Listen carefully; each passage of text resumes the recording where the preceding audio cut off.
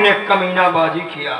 बैठा छोटी हमारी बहन शोभा रानी थी। अरे यार थोड़ा सा गलत लोगों के संगति पाकर के मैं थोड़ा सा ये मारने लगा, रास्ता भटक गया, दिशाहीन हो गया। इसमें भी पीने लगा और कभी कभी इनके कोठे पे जाता। तो वो छुटका भाई ने वहां पे सुग्रीव महाराज उसके बाद हमारे पिताजी ने हमारी शादी नहीं किया। मजबूर होकर के मैं गलत लोगों की संगति पाकर के उल्टा सीधा काम करने लगा। मेरी बहन दयालु थी, दया उसने किया, दया दिखाया, अपनापन दिखाया, मुझको अपने ससुराल बुला लिया। लेकिन मेरा दिल दिमाग हर वक्त अपने जीजा जी की प्रॉपर्टी पर लगा हुआ था। मैंने सोच लिया कि मैं अपने इस प्रॉपर्टी को पाने के लिए खून की नदियां बहा दूंगा। मैंने अपने इसी प्रॉपर्टी के लिए मैंने अपने जीजा जी का खून कर दिया। और इतना नहीं, खून के इल्जाम में मैंने तुम्हारी बहन पूजा को दिया। पुलिस उसको ले गई। अब इतना ही नहीं अमर बाबू, लेकिन मेरी बहन इस पूजा इस वक्त है कहाँ? अब मौत किसको कहाँ ले गई वो तो वो जाने ना। ये मौत साली बहुत बेवफा होती है। बस इसी के लिए हमने अपनी बहन को भी मार डाला। इस प्रॉपर्टी को पाने के लिए हमने ऐसा किया। आज प्रॉपर्टी हो गई, अगर कहो भांजे तो आधा तुम्हारे नाम कर दूं। तुम भी गुजारा करो, हम भी गुजारा हराम खोर साले, मेरे बाबूजी का नमक खाया। कुत्ता भी जिस मालिक का नमक खाता है वफादार होता है साले। हकीकत में करो, मैं उनका नमक नहीं खाता, मैं पतंजलि का खाया था। अरे साले तो बाबा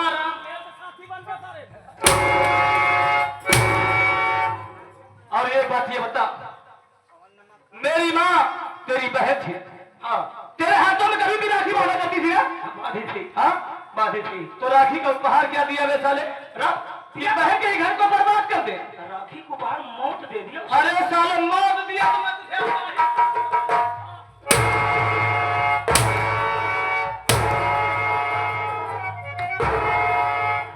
कमीने, तूने बहुत गुनाह किया है, मेरे घर को बर्बाद किया है, मेरे घर की खुशी को छीना है कमीने, मेरे बाबूजी को दुनिया से मिटाया है, मेरी माँ को मिटाया है साले। मैं अपनी बहन की तलाश कर लूंगा, लेकिन तू दुनिया में जिंदा नहीं रहेगा। अगर तू दुनिया में जिंदा रहेगा तो ना जाने कितने घर को बर्बाद करेगा साले। मुझे मत मारो भांजे। अरे साले तू भांजा मामा साले कल चल मरने के लिए तैयार हो जा, तेरे पाप का खड़ा भर गया। भगवान मुझे आगे बचाओ। कौन भगवान? नंबर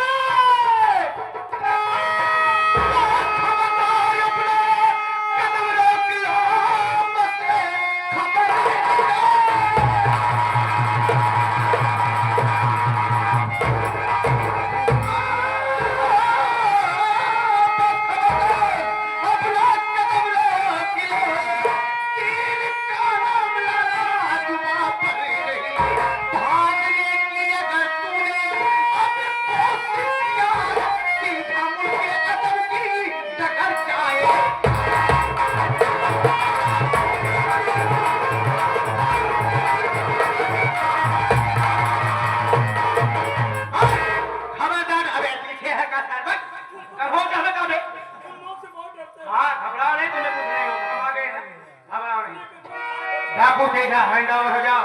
अगर होशियारी दिखाने की कोशिश किया तो रिवॉल्वर की सारी गोलियां हम तुम्हारी खोपड़ी में उतार देंगे।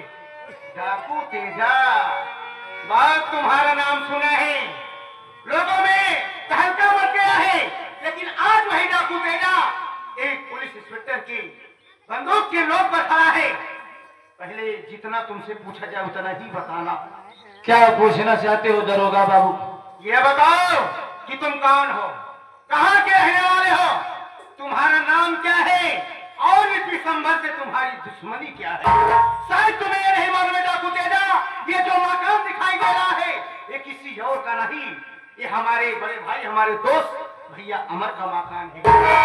और यह व्यक्ति, ये शख्स जो खड़ा है, जिसको तुम जान लेने जा रहे थे, कौन है जानते हैं? अबे चुप रहो, हम क्या बता? चुप। अबे हम क्या? अरे यार तुम इतना डर का काहे कर रहे हो यार? अरे यार जब पुलिस वाले आए तो डरो नहीं। अरे पुलिस वाला पता लगा। तुम्हें कुछ नहीं होगा। हाँ बैठो बैठो, हम बता रहे हैं ना, ये जिस शख्स को तुम गोली चलाने जा रहे थे, ये शख्स कोई और नहीं, ये हमारे बड़े भैया अमर का मामा है। और अपने दोस्त के परिवार की रक्षा करना हमारा फर्ज बनता है। मेरे रहते हुए उस परिवार में खून खराबा तुम नहीं कर पाओगे। बोलो क्या दुश्मनी है इससे? तो कौन हो तुम? डाकू तेजा बंदूक उठाया है तो धर्म और ईमान के लिए बंदूक उठाया है। जब भी मेरी बंदूक उठी है, जब भी गोली दागी चली हुई है, इन हाथों से उंगलियों से टाइगर दबा हुआ है तो किसी निर्दोष के ऊपर नहीं, जो दोषी होता है उसके ऊपर गोली चली है। क्या इसका दोष है? क्या इसकी गलती है? गलती? हाँ? गलती जानना चाहते हो दरोगा बाबू? और क्या कह रहे हो कि ये घर तुम्हारे दोस्त अमर का है? अमर भैया का है। अच्छा, हाँ। शायद तुम मुझे नहीं पहचान रहे हो। डाकू तेजा है कौन? और डाकू बनाया किसने? अरे कोई अपनी माँ के पेट से कोई इंसान पैदाइशी डाकू नहीं पैदा होता। अरे डाकू तो बनाते हैं ये दुनिया के दरिंदे, ये जैसा हैवान, ये कमीने जैसा परिंदा, एक सीधा साधा इंसान हैरान बनने पे मजबूर काम करता है। ये दरिंदे, ये दुनिया के दरिंदे सीधे साधे हैरान, नेक इंसान को हैरान बना देते हैं। जब उसके पास कोई रास्ता नहीं रह जाता। जवान जवान के बात कर रहा था देना मेरे सामने, इसको तुम मुझे उल्टी सीधी बात नहीं बोल सकते। पहले इसका कसूर बताओ। अब तुम हाँ कौन? मैं कौन हूँ? हाँ। हरिया मुझे पहचानो दरोगा बाबू, मैं कोई गैर नहीं। कौन हो? मैं ही वो अभागा अमर हूँ, जान हालात और मजबूरी के कारण बाप में बंदूक का पाना उठाए डाकू बना हूँ। और ये घर मेरा है और ये कमीना मेरा मामा। इसी कमीने ने मेरे बाबूजी को दुनिया से बिछा दिया। मेरे बाबूजी ने इसे डाल दिया, पला दिया, इसे अपने टुकड़ों में पाला। लेकिन ये कमीना वो आस्तीन का सांप निकला कि मेरे बाबूजी को दुनिया से मिटा दिया। मेरी माँ को ये इसी ने मारा है, मेरे घर की खुशी इसी ने छीना है। मेरी बहन पूजा को फंसाने वाला कोई और नहीं, यही वो पापी है, यही वो दरिंदा है। अरे दरोगा बाबू, आज मैं तो पकड़ा लेके रहता हूं, लेकिन आप आ गए, मैं मजबूर हो गया कि अपना मकसद पूरा नहीं कर पाया।